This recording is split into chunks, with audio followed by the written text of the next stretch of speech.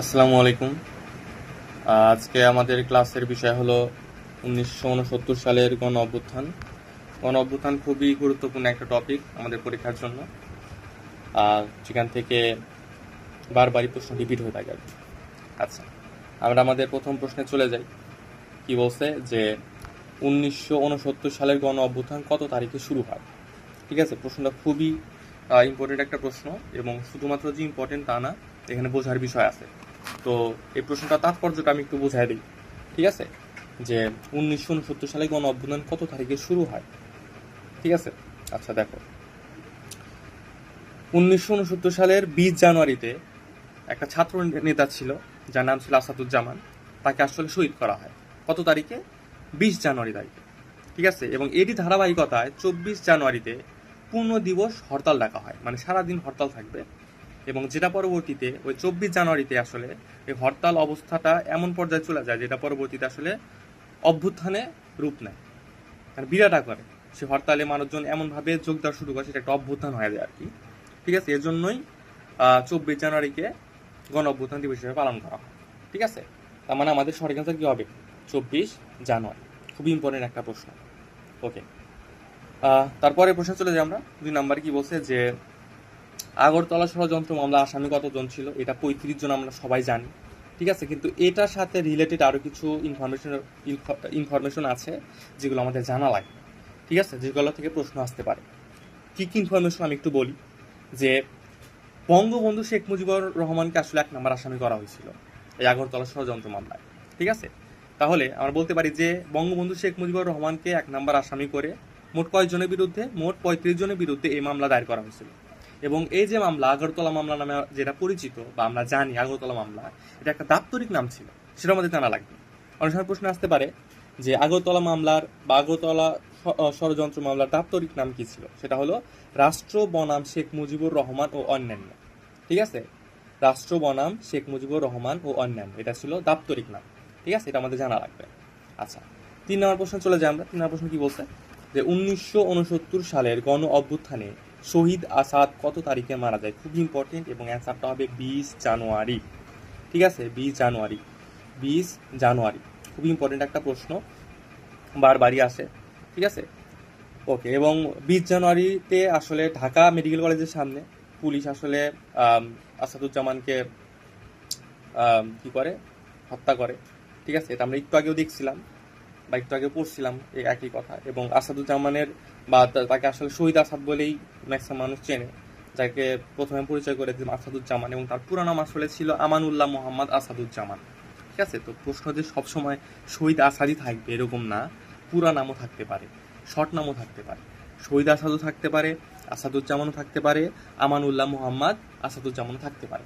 ঠিক আছে, তো মনে রাখবা যে গণ অভ্যুত্থান, গণ অভ্যুত্থানের যে নায়ক সে ছিল আসলে আসাদুজ্জামান বা শহীদ আসাদ।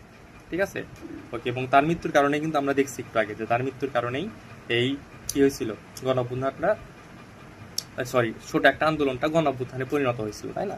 আচ্ছা, তারপরে প্রশ্নে যাই। 4 নম্বর প্রশ্ন যে ডক্টর শামসুজ্জোহা কোন বিশ্ববিদ্যালয়ে শিক্ষক ছিলেন? তো ডক্টর শামসুজ্জোহা আমি একটু কথা বলি। ঠিক আছে, উনি আসলে ছিল রাজশাহী বিশ্ববিদ্যালয়ের শিক্ষক। ঠিক আছে, আরও কিছু জানা লাগবে, তিনি কোন বিষয়ে শিক্ষক ছিলেন। ঠিক আছে, এবং আরও কিছু কবে আসলে তিনি শহীদ হন, এগুলো আমাদের জানা লাগবে, তো আমি এগুলো বলি। তিনি আসলে শহীদ হন হলো 18 ফেব্রুয়ারি। 18 ফেব্রুয়ারি 1969 সালে। ঠিক আছে, তখন যখন পুলিশরা আসলে ছাত্রদের বা সেনাবাহিনী, পাকিস্তানি সেনারা আসলে ছাত্রদের উপরে গুলি করতেছিল বা ছাত্রদের উপর টর্চার করছিল, তখন ছাত্রদের বাঁচাতে গিয়ে পাকিস্তানি সেনাদের গুলিতে আসলে শহীদ হন এই রাজশাহী বিশ্ববিদ্যালয়ের কোন বিভাগে ছিলেন তিনি? রসায়ন বিভাগে। রাজশাহী বিশ্ববিদ্যালয়ের রসায়ন বিভাগের একজন শিক্ষক, যার নাম কি ছিল? ডক্টর মোহাম্মদ শামসুজ্জোহা। ঠিক আছে, তো আমাদের সবগুলোই মনে রাখা লাগবে, তিনি কোন বিশ্ববিদ্যালয়ের? রাজশাহী বিশ্ববিদ্যালয়ের কোন বিভাগের? রসায়ন বিভাগের। কবে তাকে মারা হয়? 18 ফেব্রুয়ারি 1969 সাল। ঠিক আছে, এবং একটা ইম্পর্টেন্ট প্রশ্ন যেটা খুব ইম্পর্টেন্ট আমি বলে দিই, সেটা হলো যে তিনি দেশের প্রথম শহীদ বুদ্ধিজীবী হিসেবে পরিচিত। ঠিক আছে, তাহলে প্রশ্ন যদি আসে যে দেশের প্রথম শহীদ বুদ্ধিজীবী কে, সেটা হবে কি? ডক্টর শামসুজ্জোহা।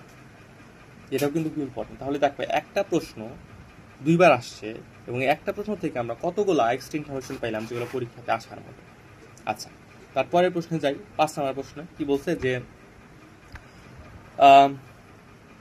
সার্জেন্ট জহুরুল হককে কত তারিখে বন্দি অবস্থায় হত্যা করা হয়? এটা খুব ইম্পর্টেন্ট। এটা হবে হলো 6 নম্বর অপশন, 15 ফেব্রুয়ারি।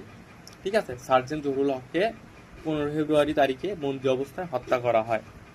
আচ্ছা, তো এটা নিয়েও একটু বিস্তারিত আলোচনা করা লাগবে। যেমন আমি বলি যে সার্জেন্ট জহুরুল হক আসলে আগরতলা ষড়যন্ত্র মামলার একজন অন্যতম আসামি ছিলেন এবং তাকে আসলে এই আসামি হিসাবেই ঢাকা ক্যান্টনমেন্টে বন্দি করে রাখা হয় এবং এই বন্দি অবস্থাতে তাকে আসলে গুলি করে হত্যা করা হয়। ঠিক আছে, এবং এই হত্যাকাণ্ড আসলে মানে এই যে গণ অভ্যুত্থানটা এটাকে আরো বাড়াই দিছিল। ঠিক আছে, ওকে। তারপরে প্রশ্ন চলে যাই আমরা 6 নম্বর প্রশ্নে কি বলছে যে ষড়যন্ত্র 6 নম্বর প্রশ্ন কি বলছে যে আগরতলা ষড়যন্ত্র মামলা কত সালে প্রত্যাহার করা হয়? এটাও খুব ইম্পর্টেন্ট একটা প্রশ্ন। এটা হবে 1969 সাল। ঠিক আছে, শুরু হয়েছিল 69 সালে, শেষ হয়েছিল 69 সালেই। আচ্ছা, তো এটা আসলে কবে, যে যখন গণ আন্দোলন এত তীব্র হয়ে গেছিল সেটার পাকিস্তান সরকার সহ্য করতে পারে নাই, যার ফলে 1969 সালের 22 ফেব্রুয়ারি, ডেটটা মনে রাখো, 22 ফেব্রুয়ারি পাকিস্তান সরকার আগরতলা ষড়যন্ত্র মামলা প্রত্যাহার করে এবং বঙ্গবন্ধু সহ সকল আসামিকে মুক্তি দিতে বাধ্য হয়। ঠিক আছে, এখানে অনেকগুলো ইনফরমেশন আছে, সবগুলো কিন্তু আমাদের মনে রাখা লাগবে। আচ্ছা, তারপর আছে 7 নম্বর প্রশ্ন কি বলছে যে শেখ মুজিবুর রহমানকে বঙ্গবন্ধু উপাধি দেওয়া হয় কবে? এটা মনে রাখা লাগবে আমাদের 7ই মার্চ 1971 সাল। ঠিক আছে, 7ই মার্চ 1971 সাল। এবং এটা নিয়ে আমি কিছু তথ্য দেই, এগুলো আসলে মনে রাখবা, এগুলো থেকে প্রশ্ন আসে। ঠিক আছে, যে 23 ফেব্রুয়ারি, তো আমরা একটু আগে দেখলাম যে 22 ফেব্রুয়ারি সবাইকে মুক্তি দেওয়া হয়। ঠিক আছে, কারাগার থেকে মুক্তি দেওয়া হয়। তো কারা মুক্তির পরের দিন মানে এখন আমরা পরবর্তী প্রশ্নে চলে যাই যে বঙ্গবন্ধু শেখ মুজিবুর রহমান আনুষ্ঠানিকভাবে কবে 6 দফা ঘোষণা করেন থেকে? তো এটা হবে হলো ছাত্র নেতা ছিল 23 মার্চ কিন্তু ছাত্র সংগ্রাম পরিষদের তৎকালীন সাল, তার নাম হলো তোফায়েল আহমেদ। নামটা মনে রাখা লাগবে। তোফায়েল আহমেদ আমরা পড়ছিলাম যে তিনি আসলে উত্থাপন করেন কবে, খুব ইম্পর্টেন্ট, যে বঙ্গবন্ধু শেখ মুজিবুর রহমান যদি প্রশ্নের ভাবে আসে বঙ্গবন্ধু শেখ মুজিবুর রহমান প্রথম 6 দফা উত্থাপন করেন কবে, সেটা হবে হলো 5ই ফেব্রুয়ারি এবং কোথায়, সেটা হবে লাহোরে। তারপরে আমরা যাই আর যদি বলেন যে আনুষ্ঠানিক গণ অভ্যুত্থানের প্রধান কারণ হবে 23 মার্চ 1986, সেটা হবে কি? এখানে আমাদের 11 দফা কথাটা বলে দফা দাবি, এজন্য আমরা 11 দফা নাম্বার 6 দফা দাবি, 11 দফা 6 দফা দাবি ছিল। এই দাবির ভিত্তিতে আসলে কি হয়? তারপরে যেটা 8 নাম্বার হয়েছিল যে কি বলতে 6 দফা দাবির দ্বিতীয় দফা এবং এই 11 দফা আর এবং 6 দফা, 11 দফা দাবি আসলে ছাত্ররা। ঠিক আছে, যে আমরা প্রথম দাবি 6 দফা দাবি করছিল, 3 নাম্বার দফা, 4 নাম্বার দফা, 5 নাম্বার দফা দেখে এখন 2 নাম্বার দফাটা, এরপরে শুধু 6 নাম্বার দফা বাকি থাকে, তাই না? টাকা হয়। আচ্ছা, এবং তো 2 নাম্বার দফাটি কোন বিষয় নিয়ে ছিল?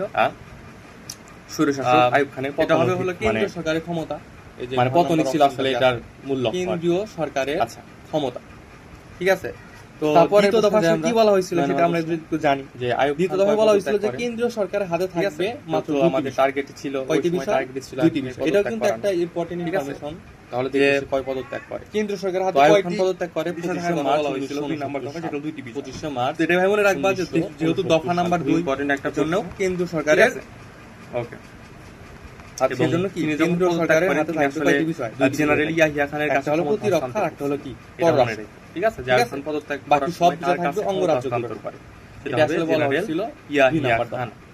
ঠিক আছে, আচ্ছা, তারপরে প্রশ্ন চলে যাই আমরা 9 নাম্বার, যে আসাদের সার যে 6 দফার কত নম্বর দফায় আঞ্চলিক সেনাবাহিনী গঠনের কথা বলা হয়?